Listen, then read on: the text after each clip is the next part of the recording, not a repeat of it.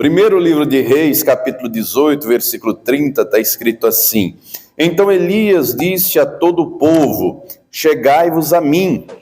E todo o povo se chegou a ele, e reparou o altar do Senhor que estava quebrado.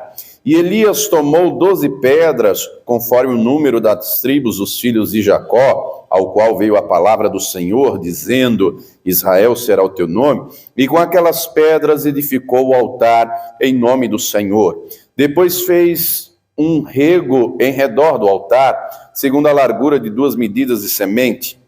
Então armou a lenha e dividiu o bezerro em pedaços e o pôs sobre a lenha. E disse: Enchei de água 4 cântaros e derramai-a sobre o holocausto e sobre a lenha. E disse: Fazei-o segunda vez, e o fizeram segunda vez. Disse ainda: Fazei-o terceira vez, e o fizeram terceira vez. De maneira que a água corria ao redor do altar, e ainda até o rego se encheu de água.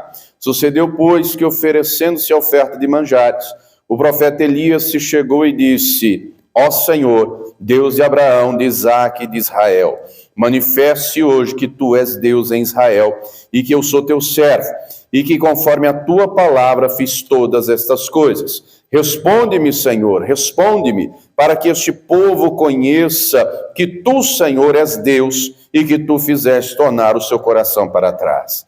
Então caiu fogo do Senhor e consumiu o holocausto, e a lenha, e as pedras, e o pó, ainda lambeu a água que estava no rego.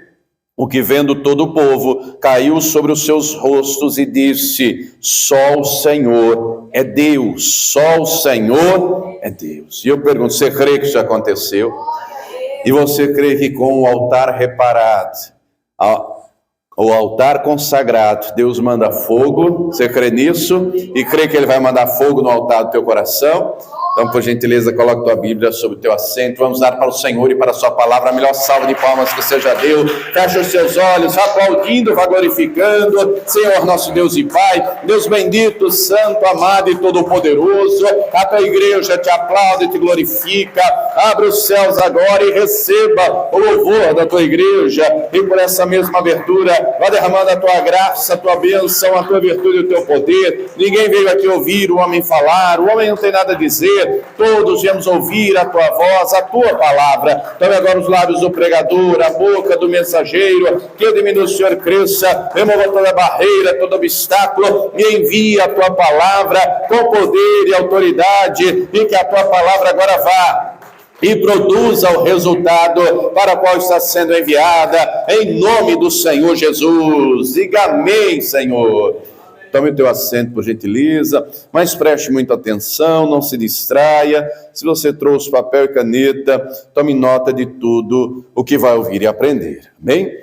Muito bem. Os tempos de Elias eram tempos difíceis, não é? E do mesmo jeito, nos nossos dias também são dias difíceis. E tem um ditado por aí que diz que tempos difíceis fazem homens fortes, e homens fortes trazem tempos fáceis. Tempos fáceis geram homens fracos, e homens fracos geram tempos difíceis, e o ciclo se repete. Em tempos difíceis, Deus levanta um homem desconhecido, de um lugar desconhecido. Tisbé sequer existe no mapa, não é? E Elias era tisbita, mas era um homem de oração. E era um homem que era fiel a Deus, era fiel à palavra do Senhor, e vendo o cenário que estava instaurado diante de seus olhos, não se conformou com tal situação. Nos diz a carta de Tiago que foi Elias que orou e não choveu durante 3 anos e meio.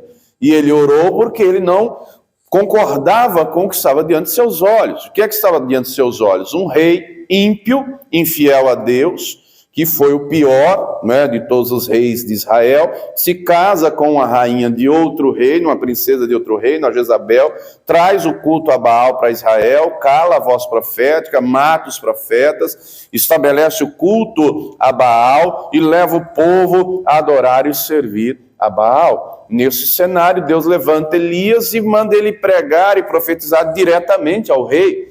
E é por isso que aparece Elias dizendo, durante 3 anos e meio não vai chover, senão segundo a minha palavra, porque Deus já havia enviado ele a isso, Deus já havia confirmado que não choveria durante 3 anos e meio, mas mesmo durante 3 anos e meio, Deus cuidou de Elias, Deus não o desamparou, até que ao cabo dos 3 anos e meio, Elias aparece diante do rei, e o rei já havia mandado procurá-lo em tudo que era lugar, com a intenção de lhe tirar a vida. E aí ele vai diante do rei, e ele diz, estou eu aqui. E o rei olhando a ele diz, olha aí o perturbador de Israel. E o Elias responde na lata, eu não, perturbador é você. Você deixou ao Senhor e aos mandamentos de Deus. E aí ele vai dizer ao rei, convoque aí o povo, convoque também os profetas de Baal ao Monte Carmelo. E vamos fazer lá um desafio. E o rei assim fez. E quando está lá no Monte Carmelo, em primeiro lugar, Elias confronta o povo, porque o povo conhecia a verdade e caiu na sutileza do engano, da mentira perpetrado por Jezabel e seus profetas de Baal, ao qual, utilizando o subterfúgio do nome da tradução de Baal, ensinaram o povo a servir a Baal. Porque chamavam a Deus de Senhor, não é? E até hoje nós usamos a expressão Senhor, mas você sabe que Senhor é pronome de tratamento, não é? Toda vez que você lê Senhor no Antigo Testamento, é o nome de Deus, é o nome. Mas eles, por temor de não tomar o nome do Senhor em vão, começaram a chamar de Senhor. Mas o nome Baal também significa Senhor. Então, os profetas de Baal diziam, não tem problema servir ao Senhor invisível, que é o Deus de Israel, e ao Senhor visível, que é Baal. Não tem problema, tem uma estatueta dos Baalins, né?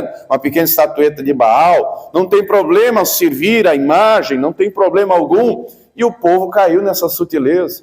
E Elias vai confrontar o povo dizendo, vocês não podem cochear entre 2 pensamentos. Se o Senhor é Deus, sirva só a Deus. Se Baal é Deus, sirvam a Baal. Não estejam divididos. Porque, querido, querida, se Deus não estiver em primeiro lugar e for o único e exclusivo na nossa vida, ele não está em lugar nenhum.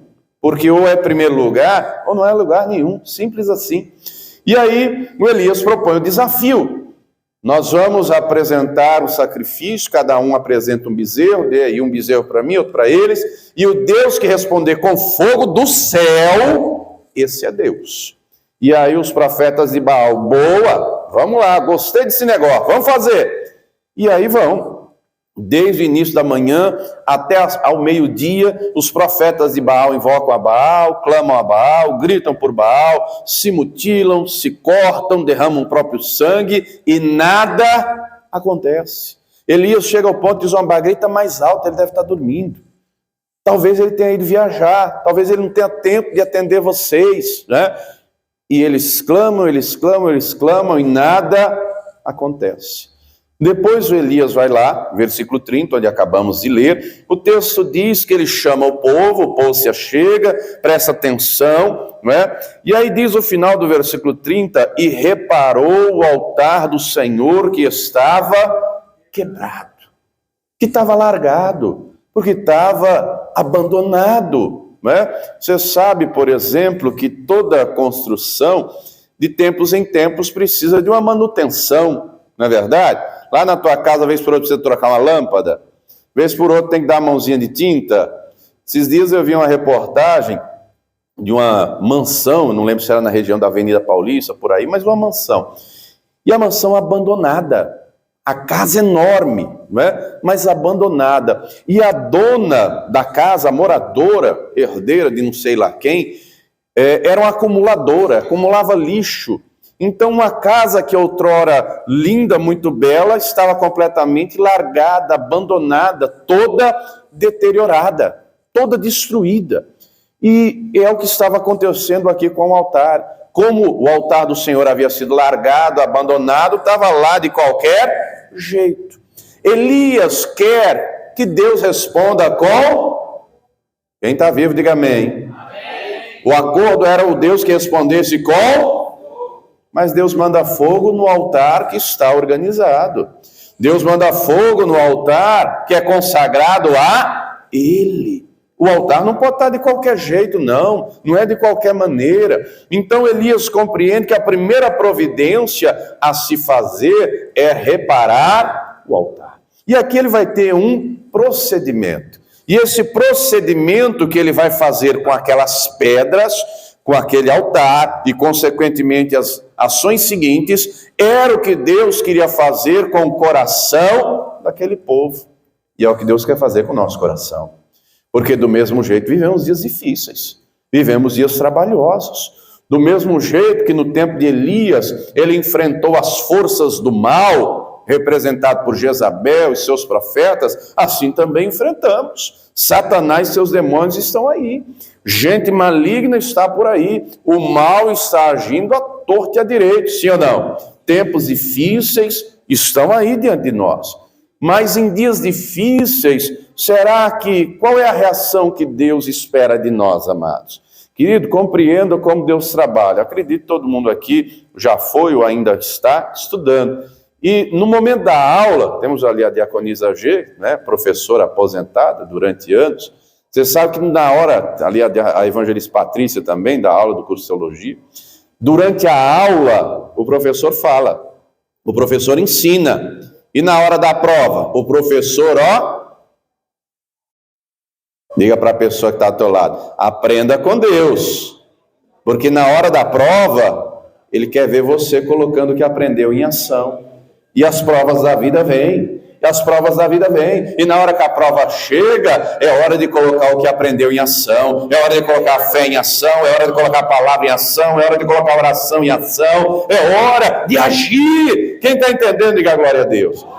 Nós vemos em dias que muita gente, por causa da conjuntura, tem se atemorizado. Elias orou porque ele não se conformava com a situação que estava diante dele. E do mesmo jeito, temos uma orientação expressa, Romanos 12, e não vos conformeis com este mundo, mas transformai-vos pela renovação do vosso entendimento.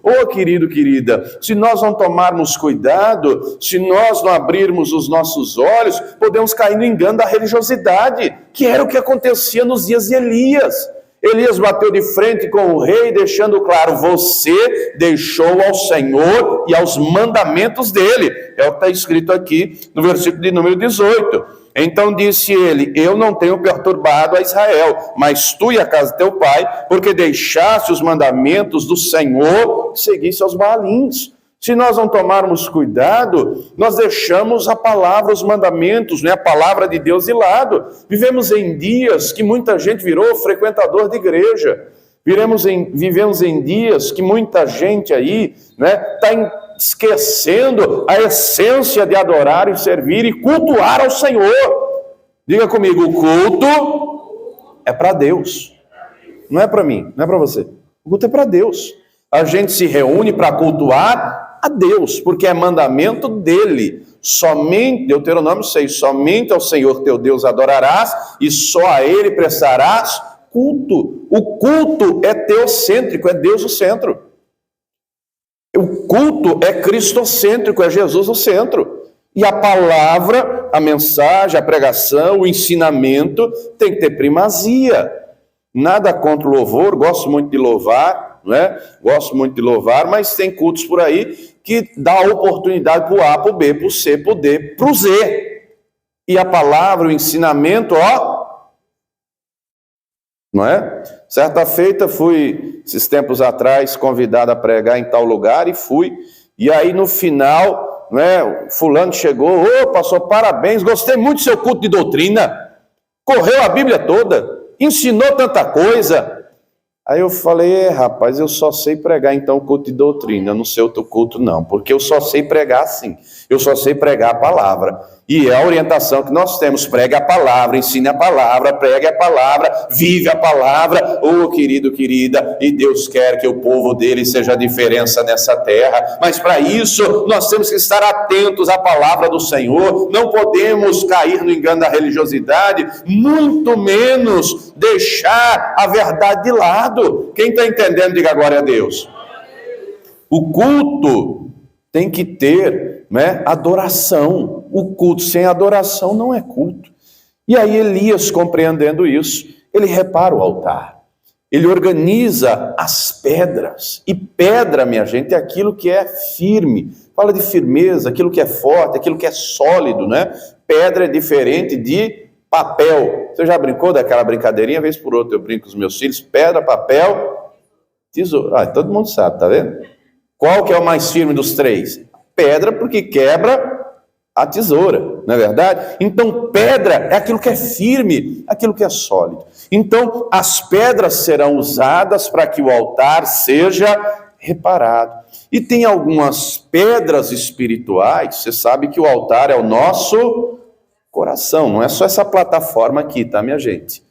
Lembre-se que na velha aliança tinha um móvel que era o altar do holocausto, tinha um outro móvel que era o altar da aliança, mas tudo isso apontava de maneira clara. Aqui é uma plataforma, espiritualmente é um altar, mas o verdadeiro altar em que Deus quer descer o seu fogo é o nosso, e o nosso coração então tem que ser reparado. E isso não é só uma vez. E isso não é só quando entregou a vida para Jesus, isso é constantemente. E algumas pedras no nosso altar são fundamentais, algumas coisas que têm que estar firmes e sólidas no nosso coração. Não é? Algumas pedras têm que ser firmes e sólidas. Aqui o texto deixa claro, no versículo 32, e com aquelas pedras edificou o altar em nome do Senhor. O altar tem que ser para Deus. O nosso coração tem que ser para Deus. E o nosso coração, para estar em Deus, tem que estar firmado em algumas coisas. E aí eu separei 12 delas. Vá comigo em Gálatas 5:22, que a gente já tem 9 logo de cara. Vamos lá. Essas 9 coisas aqui, depois a gente vê as outras 3, não é? Tem que ser bem firmes no nosso coração, tem que ser realidade. Carta aos Gálatas, capítulo 5, versículo 22, o texto vai dizer que o fruto do Espírito é, se você tiver uma caneta, grife aí, anote do lado, o fruto do Espírito é o caráter de Jesus no cristão, revelado através dessas características. Todas essas características aqui são inerentes à pessoa de Cristo. E Cristo é a pedra principal, sobre qual a igreja está edificada. Sobre esta rocha que é Jesus, disse ele, eu edificarei a minha igreja. A igreja do Senhor está edificada nele. E esses fundamentos, essas pedras têm que estar firmadas no nosso coração. Então o texto vai nos dizer aqui de amor, de alegria, de paz e tal. Deus quer que o amor seja realidade na nossa vida. Nós vemos em dias que o amor é só teoria na vida de muita gente. Jesus avisou que no final dos tempos, por se multiplicar a iniquidade, o amor de muitos iria. No nosso coração não pode esfriar. Romanos 12 diz que nós temos que ser fervorosos no amor. A palavra diz, Colossenses 3,14, o amor é o vínculo da perfeição. Paulo fala, 1 Coríntios 13, de 3 virtudes. Agora, pois, permanece a fé, a esperança e o amor. Qual é o maior? Então diga para a pessoa que está ao teu lado, você tem que ser amoroso. Porque só é amoroso quem tem amor no coração. E vivemos em dias de gente rancorosa na igreja, é pastor brigando com pastor, é gente disputando com gente, é um falando mal do outro, e daí para frente. Não é isso que Deus espera de nós, queridos. Deus espera que nós tenhamos um coração amoroso. É mandamento de Jesus. Olhe como está o teu altar, não é? Não olhe para o altar do vizinho, não olhe para o altar do A ou do B, olhe para o teu. Olhe para o teu. Você tem sido amoroso? Como é que anda aí o teu coração? Não é? Além de amoroso, nós temos que também ter um coração alegre. Está escrito que o coração alegre formoseia o rosto. Está escrito, Salmo 45, Hebreus 1, Deus nos unge com óleo de alegria. Querido, vivemos numa geração depressiva. A situação está séria, está grave, não está brincadeira. A depressão vem por N motivos, seja por causa de um luto, uma decepção amorosa, uma frustração financeira, enfim, a gama de motivos é vasta, não é? E é consenso entre os especialistas da área da saúde, os especialistas que tratam disso, que um dos primeiros sintomas é uma tristeza prolongada. O que é tristeza? É ausência de alegria. Deus quer ungir o teu coração com alegria. Deus quer o teu coração alegre e Ele vai fazer o teu coração saltar de alegria na presença dEle. O próprio Senhor Jesus deixou claro que Ele tem alegria para nos dar, Ele tem alegria para você. Ainda que venham as lutas e elas vêm, ainda que venham as aflições, elas vêm. Deus nos dá alegria e a alegria é por ter a presença dEle em nós. Tem que ter alegria nesse altar, tem que ter alegria nesse coração, tem que ter alegria. Além de alegria, né, além de um coração alegre, Deus espera que o nosso coração seja um coração pacífico, tenha paz. O Senhor Jesus disse, João 17, João 14, 27, deixo-vos a minha paz, não vos la dou como o mundo. No meio da tempestade, Jesus está dormindo tranquilamente. Querido, o mundo pode estar caindo ao teu redor, mas creia, você serve a um Deus vivo e poderoso, que não vai te desamparar e não vai te deixar só. Tenha paz, conserve a paz no teu coração, porque Ele é o príncipe da paz. Tenha um coração pacífico. Quem entendeu, diga glória a Deus. E diga para a pessoa que está do teu lado, também tem que ter um coração longânimo. Rapaz, isso falta para muita gente. Nós vemos uma geração estressada. Você sabe que a avenida aqui é bem movimentada, né? Você sabe disso, você mora aqui, você anda aqui. Você já reparou como é que os motoristas de hoje em dia são? Ninguém dá, pelo menos aqui, não sei quem está assistindo aí, de onde você está assistindo, sei que aqui em Carapicuíba, dificilmente, raramente, um motorista dá passagem para alguém. Sequer dá passagem para um pedestre. Pedestre é que tem que ficar de olho. Raramente, poucas vezes se vê isso. Poucas vezes. Geralmente um carro está indo aqui, o outro nem espera, já enfia o dele e vai. É assim ou não? Você sabe que há um tempo atrás eu fui lá em Gramado, no Rio Grande do Sul, ganhei, não é? Uma passagem, minha esposa e eu, uma lua de mel, foi uma maravilha. E eu fiquei impressionado com a educação daquele povo, com a cultura daquele povo. Lá não tem semáforo, nenhum, não tem nenhum. Quando qualquer pessoa, eu observei aquilo, e eu andei a pé a cidade, quando você põe o pé na calçada, você chega na beira da calçada, que está fácil, você chegou na calçada aqui, o carro para, espera você atravessar, não é quando você chegou no meio, já... não, espera você chegar do outro lado. Isso em tudo que é rua. Eu falei, gente, eu estou no Brasil mesmo? Será? Olhei, fiquei olhando. Falei, não tinha semáforo em lugar nenhum da cidade. É outro lugar. Falei, gente, eu estou em outro país, não é possível. Mas nós vivemos em dias de uma geração, tirando lá Gramado, enfim, voltando para a nossa realidade aqui, uma geração estressada. É ou não? Uma geração que não tem paciência para esperar nada. Que tudo não é para hoje, não. É para ontem. Você gosta de miojo, não? Deus me livre de miojo, mas é macarrão instantâneo. É a geração assim, ó, que é tudo pronto e rápido. Tudo pronto e rápido. Queridos, nós estamos vivendo no tempo do fim. Acho que você sabe disso, né? Eu acho que você ouviu falar da internet 5G. Logo vai estar, já está na capital e algumas outras capitais, e logo vai estar aqui, vai estar no país inteiro. É 100 vezes mais rápido do que a internet que você tem hoje. 100 vezes mais. Se hoje, com a internet, já tem psiquiatra falando da síndrome do pensamento acelerado, que causa ansiedade, imagina com a internet 100 vezes mais rápido. Vão infartar. Tem criança infartando. Tem criança infartando por crise de ansiedade. Diga para a pessoa que está do teu lado, o Senhor tem para você um lugar de descanso. Um lugar de descanso, está escrito que há um lugar no esconderijo do Altíssimo, a sombra do Onipotente, para você ter descanso para a tua alma. Deus quer que você seja longânimo, que a paciência seja maior. Tem gente que não tem nem pavio. Já ouviu o ditado? Tem gente que é pavio curto, tem gente que nem pavio tem mais. Deus quer que nós façamos aquilo, não é? Façamos o bem, que nós sejamos benignos. Nós vivemos em meio a uma geração que é maligna. Eu não sei se você viu, eu vi, acho que se não me engano, semana passada, uma reportagem na televisão de um filho adulto.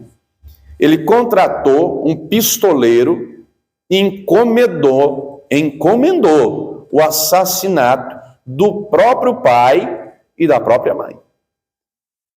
Acertou o preço, combinou o dia, o horário. Combinou com o cidadão, tal dia, tal horário, eu vou estar na sala assistindo o jogo com meus pais. O portão vai estar encostado, mas está aberto. A porta da sala está encostada, mas está aberta. Aí você entra, dá um tiro na cabeça do pai, dá um tiro na cabeça da mãe, em mim você dá um tiro na perna. E depois vai-te embora. E aí chegou o dia marcado, assim foi feito. O pistoleiro foi, entrou, abriu a porta da sala, localizou já logo, no pai dele, tome, na cabeça. O homem morreu na hora. Na esposa, né, na mãe do cidadão que encomendou, ela desviou, não chegou a pegar na cabeça, pegou no peito, está em estado grave até hoje. E nele na perna. E aí chega o dia do velório do próprio pai. Está lá o cidadão, na maior disfarçatez, na maior cara de pau, enterrando o próprio pai. E tudo isso ele tramou porque estava endividado e já queria os bens, a herança, para vender, para pagar as dívidas. Se um cidadão, e aí depois o pistoleiro confessou, se entregou e acabava prendendo ele. Mas se um cidadão encomenda a morte do pai e da mãe, será que ele tem temor de Deus? Será que ele respeita a vida humana? Se não respeita, não honra o pai e a mãe, vai respeitar quem? E esse é um dos diversos casos que vemos por aí. E a palavra diz de maneira clara que nós não podemos ser do maligno, como Caim, que matou seu irmão. E por que o matou? Porque suas obras eram más. Está cheio de gente maligno, está cheio de filho do diabo, está cheio de Jezabel e de Acabe por aí. O Senhor quer que nós sejamos filhos benignos, filhos amados, que o bem domine o nosso coração, que a presença dele esteja aqui. Quem está entendendo, diga glória a Deus. Nós temos que amar o bem, fazer o bem até contra quem faz o mal contra nós. Quem está entendendo, diga glória a Deus. Fazer o bem, fazer aquilo que é bom, ser bondoso, né? Ter um coração cheio de fé, fiel, manso, né? Com domínio próprio. Todas essas características têm que ser fundamentais no nosso coração. Sem essas características, o altar do coração não está firme na presença do Senhor, não está edificado. Elias edificou o altar ao Senhor. Está cheio de gente aí que o coração não está edificado. E nós temos que ter o nosso coração edificado. E com o coração edificado, Deus vai mandar fogo. Deus vai mandar fogo. E o fogo foi intenso. E o fogo foi notório. E a glória dele foi manifesta. Além dessas 9 características ou pedras, volta lá comigo, 1 Reis 18. Vamos ver mais 3, as 3 finais que eu separei aqui. No final do versículo 36, 1 Reis 18, 36, outra que é fundamental para um coração edificado, no final do versículo 36, assim, e que conforme a tua palavra fiz todas essas coisas. A palavra. Sem a palavra o nosso coração não é edificado. Está escrito, Jesus disse, vós estáis limpos pela palavra. É a palavra que limpa, é a palavra que liberta, é a palavra que santifica, é a palavra que salva. Nós precisamos da palavra. Vivemos em dias que tem gente aí, já falei outro dia, né? O pregador da nau. Você já viu no YouTube? Escreve lá, o pregador da nau. Você sabe o que é nau, né? Nau é navio, minha gente, pelo amor de Deus. Já viu aquele louvor que diz: solta o cabo da nau, toma o remo nas mãos e navega com fé em Jesus. Nau é navio, não é? Entrega o controle da tua vida nas mãos de Jesus. Então você vai ver, ele vai fazer bonança, vai tirar as tempestades, tal. Nau é navio. E aí estava uma banda louvando, uma multidão lá, e aí entra lá o pregador, e ele está com a Bíblia na mão, e ele diz: eu vim pregar sobre o valente Davi, mas eu vi os irmãos cantando hino, eu fiquei inspirado, eu vou pregar sobre o Danau, porque o Danau era um caba macho, o Danau era um homem valente, o Danau era um homem de fé. A Bíblia diz, eu não sei o que está escrito, mas diziam para ele: solta o cabo, ele não soltou não, você tem que me dar a fé de Danau, segura o cabo, Danau. Danau não é pessoa, Danau não é nome, Danau é do navio. E a multidão, A gente tem que estar alicerçado na palavra. Eu tenho que conhecer a verdade da palavra, porque se você não conhecer, o diabo conhece e vai te iludir, e vai te enganar. Porque se ele foi distorcer a palavra com Jesus, coitado de mim e de você. Ele foi aplicar a palavra errada com Jesus, mas Jesus não caiu na dele não. As 3 respostas está escrito. Está escrito. O que vale é o que Deus falou, mas tem que ser aplicado de maneira correta. O diabo usou o que estava escrito, mas de maneira errada, distorcida, deturpada. E aí está cheio de gente por aí que está desfalecendo porque não está alicerçado na palavra, não está edificado, o coração desmoronando, o altar desmoronando, porque não está alicerçado na palavra. Ô querido, Deus tem fogo para o teu coração, Deus tem fogo para você, Deus tem fogo para nós, mas o nosso coração tem que estar edificado, alicerçado, fortalecido na palavra dele. Quem está entendendo, diga glória a Deus. É a palavra. Uma outra, não é? 11ª, e conforme a tua palavra fiz todas essas coisas. Obediência. Ele obedeceu. Ele não tirou da cabeça dele. Deus falou todo o procedimento, Deus falou tudo. E do jeito que Deus falou, ele fez. Nós temos que fazer do jeito de Deus dá certo. Do nosso jeito não dá certo. Tem que ser tudo de acordo com a palavra. Mesmo, não é, que eu queira dar o meu jeitinho brasileiro, não é do nosso jeitinho, é do jeito que Deus quer. Quem está entendendo, diga glória a Deus. Fiz conforme a tua palavra. Ô querido, sabe qual é um dos maiores problemas da nossa caminhada com Deus? É cumprir a palavra. Ouvir muita gente ouve, conhecer muita gente conhece, mas a parte mais difícil é colocar na prática. É o que você ouviu há pouco, né? Do professor e da hora da prova. O professor ensina, mas na hora da prova ele fica calado. Na hora da prova é hora de aplicar o que aprendeu. E está cheio de gente que ouve, mas na hora da prática põe os pés pelas mãos. Faz tudo errado, dá lugar para o diabo, empresta a boca para Satanás. Não, querido, nós temos que fazer conforme a palavra. A prova veio, a luta chegou, aplica a palavra, está escrito, invoca-me no dia da angústia, eu te livrarei, tu me glorificarás. É hora de clamar, é hora de acreditar, não é hora de desfalecer. Quem entendeu, diga glória a Deus. Porque se obedecermos, as bênçãos serão consequência, está escrito, e há de ser que se me ouvires e obedeceres, todas essas bênçãos serão sobre ti e te alcançarão, quando ouvires e obedeceres a voz do Senhor teu Deus. E não é uma bênção só não, é um pacote completo. Deus tem bênção para você, para a tua saúde, para o teu casamento, para a tua família, para a tua vida financeira, para tudo, até para os animais da tua casa, o periquito, o papagaio, o cachorro. Deus tem bênção completa, e se você ouvir e obedecer, todas elas correrão atrás de você. Tem gente que está invertendo as coisas, buscando só a bênção e deixando o abençoador de lado. A bênção é consequência. Quem está entendendo, diga glória a Deus. E por fim, não poderia faltar a oração. Porque afinal de contas, o que é que ele está fazendo? Versículo 36. Sucedeu, pois, que oferecendo-se oferta e manjares, o profeta Elias se achegou e disse: ó Senhor, o que ele está fazendo? Ele está orando. E note que é uma oração curta, uma oração objetiva, mas a resposta foi imediata. Quando ele ora, não é? Ele clama, imediatamente Deus mandou fogo, que ele já tinha preparado o altar. Ô meu irmão, está cheio de gente que ora muito e não recebe resposta nenhuma, porque ora de qualquer jeito, ora sem reparar o altar, ora sem organizar a vida, sem organizar o coração. Ora, mas não tem amor nenhum no coração, não tem paz nenhuma, não tem alegria nenhuma. Ô querido, primeiro repara o altar, primeiro apresenta o sacrifício, e levante a mão e diga: o sacrifício sou eu mesmo, tá? Lembre-se que nesse tempo sacrificava bezerro, nesse tempo sacrificava cordeiro, nesse tempo sacrificava animal. Mas veio Jesus Cristo, que é o Cordeiro de Deus, e fez um único sacrifício que derramou seu sangue até a última gota. Aí hoje Deus espera que eu e você sejamos o sacrifício vivo. Deus espera que eu e você queimemos a nossa carne no altar do nosso coração, para que venha o fogo do Espírito, para que andemos em Espírito, para que não façamos a vontade da carne, os desejos da carne, mas sejamos guiados no seu Espírito, cheios da sua glória, cheios de fogo no coração, cheios da presença dele.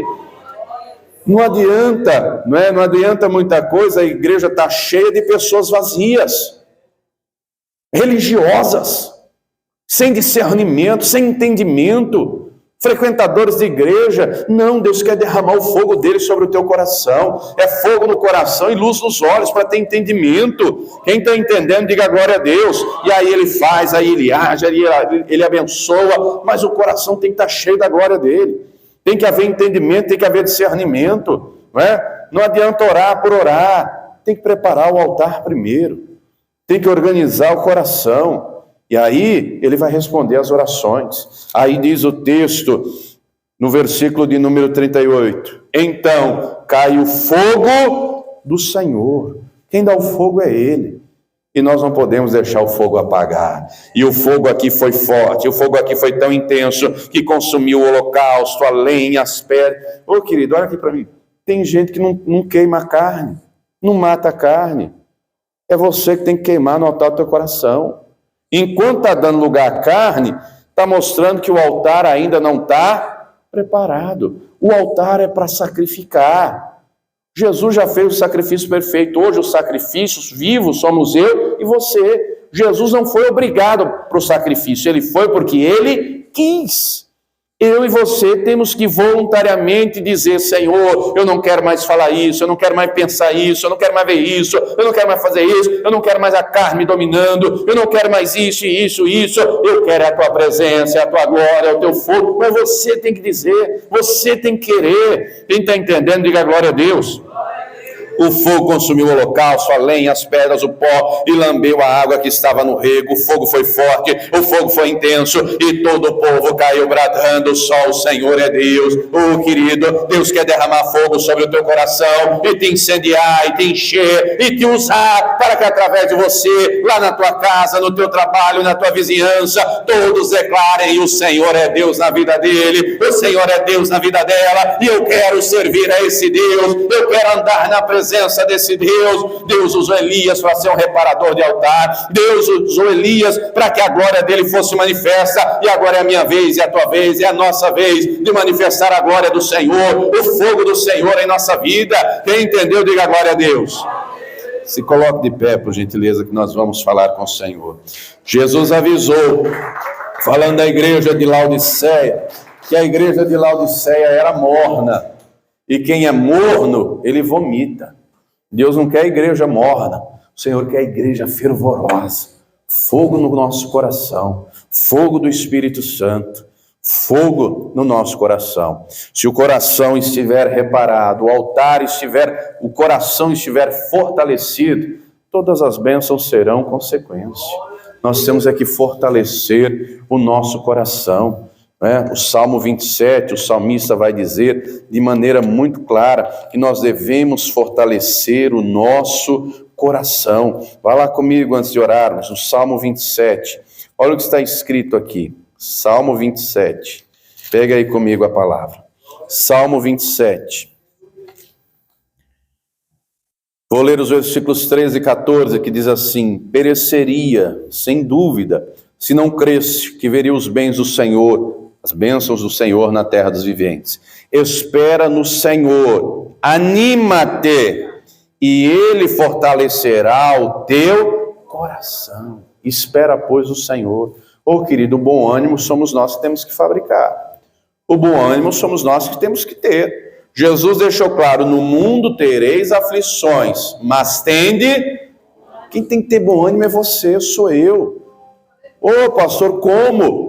Na hora da angústia, na hora da luta, porque ter bom ânimo quando está tudo bem é fácil, né? Está tudo bem, glória, bênção, maravilha. Mas na hora da angústia tenha bom ânimo, não esqueça, nós servimos a um Deus vivo e poderoso. Na hora da angústia não desfaleça, na hora da adversidade não desanima, mantenha o coração preparado, mantenha o altar edificado, porque o fogo virá, e ele fortalecerá o teu coração, e ele agirá em teu favor, e ele manifestará a sua glória. Nós vamos orar, nós vamos falar com Ele. Ele quer ver o altar do nosso coração edificado, fortalecido, para Ele mandar fogo.